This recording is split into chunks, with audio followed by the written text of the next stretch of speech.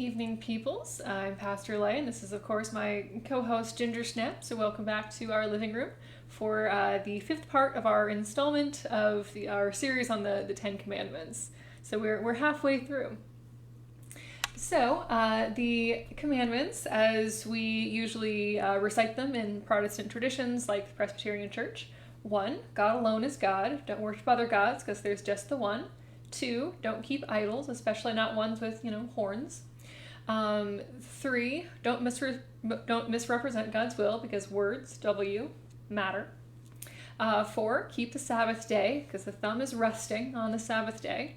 5, honor your parents, so keep all of the fingers together. I've also seen this done as a salute for respect, which is, I think it's a little bit cheesy, but I mean, honestly, all of the hand motions are cheesy, but if they help you remember the Ten Commandments, then that is the point of them. So 6, don't murder. 7, don't commit adultery. When two people make vows in front of their friends and community and God, that means something. So 8, don't steal or you go to jail. 9, don't lie. And 10, don't covet, which is something that this one here struggles with. Last night she stole a lemon for some reason. She's quite a thief for being a little cat. So tonight we are looking at the 5th commandment, which is not my favorite. So tonight we have from Exodus 20 verse 12, honor your father and your mother so that your days may be long in the land that the Lord your God is giving you. This is the word of the Lord. So, what have you been taught or told that this commandment refers to? I have definitely, personally, been given the impression that what it means is do what your parents tell you to do. If this is a lesson in a Sunday school classroom, that's definitely not a bad thing to take away for small children. Do what your parents ask you to is, a thing that small children should, generally speaking, do. That's not exactly what it means in context, but it's not a bad rendering for small children. So the Hebrew verb for honor has a sense of to make heavy or to not take lightly, to make abundant, I like that, to take seriously, and also to cause to be honored. So we usually translate it in the sense of honor. Personally, I really like the sense of to take seriously or to make abundant. Those are a bit more awkward to translate into English. But does the English word honor kind of convey these nuances? Or maybe what does honor mean to you, I guess, might have a pretty big effect on how you read this line. So apologies to the older members of my audience, but in an ancient society that doesn't have Medicare or nursing homes or other social systems, what would happen to a frail but otherwise healthy older person who could no longer work to support themselves? Sorry about that. One would hope that in most cases, and there's lots of really interesting archaeological evidence of ancient remains that have had broken bones that have been healed, or people with disabilities who have clearly lived long lives and been cared for. Humans do, as a general rule of thumb, want to take care of each other. I would certainly hope to believe, and this is often the case. But if there's not a system in place, there could certainly be a lot of unfortunate things that could happen to older people who can't fend for themselves. And that's really what this commandment is referring to. Take care of the members of your society who aren't able to take care of themselves on their own. So the logic kind of motivating this commandment is kind of in a sense of take care of your parents so that someday your children will take care of you, and thereby you will be able to live longer instead of being forgotten at the next rest stop. So is this the best reason to honor one's parents? I mean, the best reason to honor one's parents should be because you have mutual respect for each other. But I mean, if you need to be told to, take care of people, and well, I guess that's a separate issue. But it's definitely, the commandment is more about taking care of each other. And there is so much in the Bible about watching out for the poor and the orphan and the widow and the stranger in a strange land, and welcoming people and making sure that everyone's needs are met. And that's really what this commandment is about. So speaking of the connection between how one cares for one's parents and how one's children will in turn do the same, as some of you may know, I'm a big fan of fairy tales, especially the ones that have princesses in them. I'm very serious about my fairy tale princesses. I have opinions and formal rankings, but that's neither here nor there. Anyway, I wanted to share with you a fairy tale that actually does not have any princesses or fantasy elements. So this is a story by the Grimm brothers, The Old Man and His Grandson. So once upon a time, there was a very old man whose eyes had become dim, his ears dull of hearing, his knees trembled, and when he sat at the table he could hardly hold the spoon, and spilt the broth upon the tablecloth or let it run out of his mouth. His son and his son's wife were disgusted at this, so the old grandfather at last had to sit in the corner behind the stove, and they gave him his food in an earthenware bowl, and not even enough of it. And he used to look towards the table with his eyes full of tears. Once, too, his trembling hands could not hold the bowl, and it fell to the ground and broke. The young wife scolded him, but he said nothing and only sighed. Then they bought him a wooden bowl for a few halfpence, out of which he had to eat. They were once sitting thus when the little grandson of 4 years old began to gather together some bits of wood upon the ground. "What are you doing there?" asked the father. "I am making a little trough," answered the child, "for father and mother to eat out of when I am big." The man and his wife looked at each other for a while and presently began to cry. Then they took the old grandfather to the table, and henceforth always let him eat with them, and likewise said nothing if he did spill a little of anything. And they all lived happily ever after, I guess. So have you ever heard this fairy tale before? What do you think about it? It's definitely in stark contrast to a lot of the more fantasy or honestly horror stories in the collection of the Grimm brothers. This is much more of a very realistic fable, but it's definitely a very powerful illustration of the example that we show to younger people is very likely how they will treat us.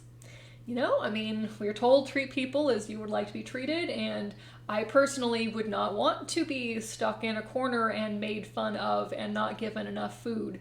Personally, that doesn't sound like a very dignified way to live. I mean, I guess there is something to be said for the fact that this young couple is feeding and taking care of this man, but they're certainly not treating him very well, and humans deserve better than that. Whether you're able to take care of someone in your home or in their home or in another facility, people should be given dignified treatment and regarded as respected members of society, regardless of what they are able to contribute, because they are still human beings. So last week we looked at the Westminster Shorter and Longer Catechisms of the 17th century. The Westminster Shorter Catechism about this commandment explains that it requires us to respect and treat others, whether above, below, or equal to us, as their position or our relationship to them demands. So the way that we treat others is a little bit vague, I think, in that phrasing, but I like that it really is quite broad of whether they're above us in position or below us in position or equal to us, respect and treat them well. It really shouldn't matter if they have way less money than you or way less education than you or way less whatever. You should respect them and treat them well. That really shouldn't be as complicated as we would like to make it. So I do think it's interesting that the response of this part of the catechism, which is a series of questions and answers about scripture and the church and history and et cetera, church life, it doesn't make any reference to biological parents, even though the phrasing of the commandment in question is, unequivocally your father and mother. The commandment itself is not anyone regardless of their position in regards to you. It's honor your father and mother. So do you think that the fifth commandment necessarily refers to biological parents, or is it better read in a wider sense? I definitely think it's read better in a wider sense because, I think that all people need the reminder to respect and treat well, everyone, whether they are above your position or below your position or equal to you in social status. Treat them well anyway. We really shouldn't need to repeat this as often as we do, but apparently we need to. So, is there still an obligation to honor an abusive, negligent, or absent parent? And this is where this commandment gets complicated and muddy for me, and kind of a difficult one to read. So what if your parent is a murderer or a mafioso or a drug trafficker or a puppy kicker or just some kind of jerk? Pick your flavor, but what if your parent is not a good person? How can you honor a parent like that? I'm not really sure that there is an answer. The last time my biological father came to visit my brothers and me, I think I was 12 years old. I never got to know him well.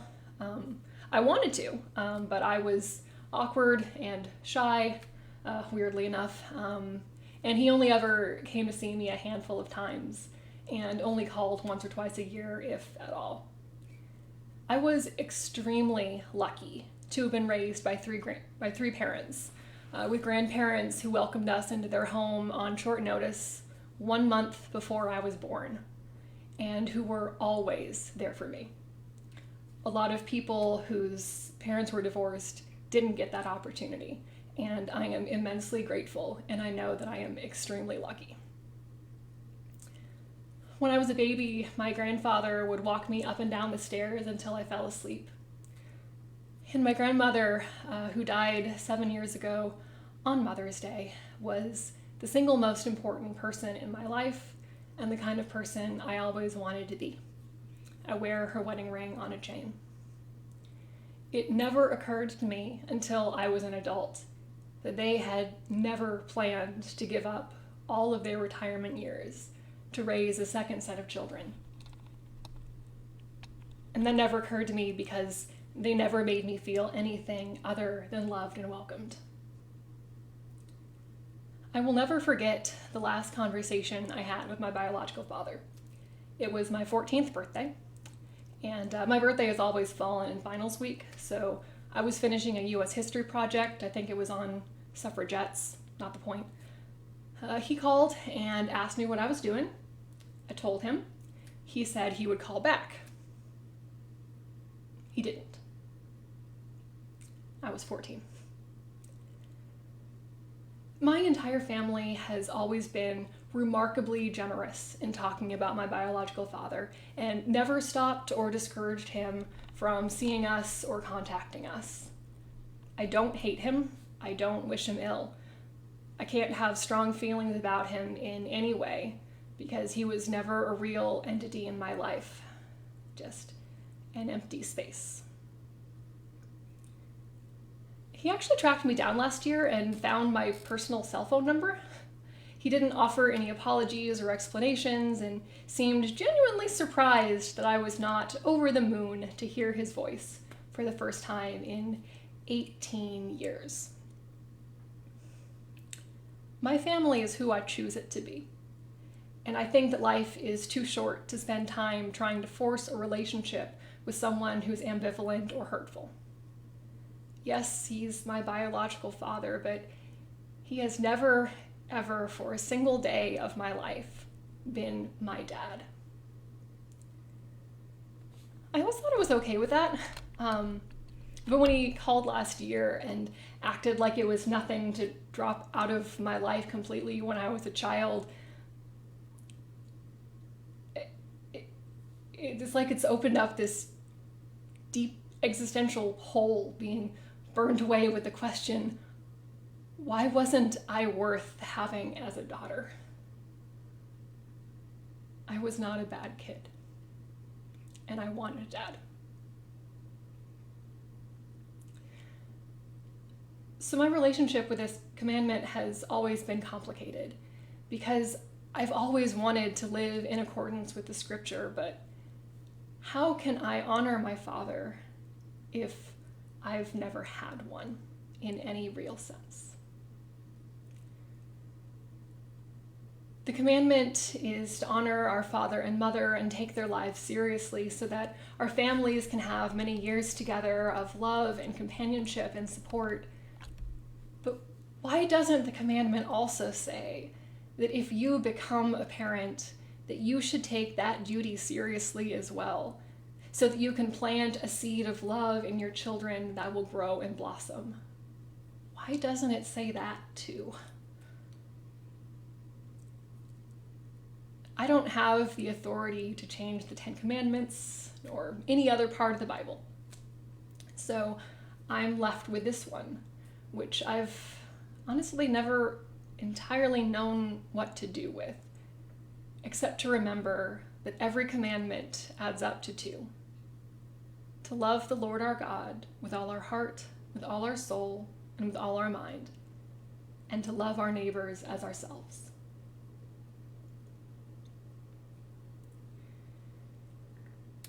So peoples, good night. And if you have never had a reason to struggle with this commandment, if you've been blessed with parents that you have been able to honor, I hope you know how lucky you are. I hope to see some of you tomorrow night for our Wednesday evening prayer service. This week, we'll also be celebrating the Feast of the Ascension on Thursday, which is a holy day that always falls on Thursday, because it is an event that follows 40 days after Easter, which always comes in the midweek. So hope you'll join us for that. So I'm going to bother my cat here so that she can say goodnight to you all too, and I hope that you are all well.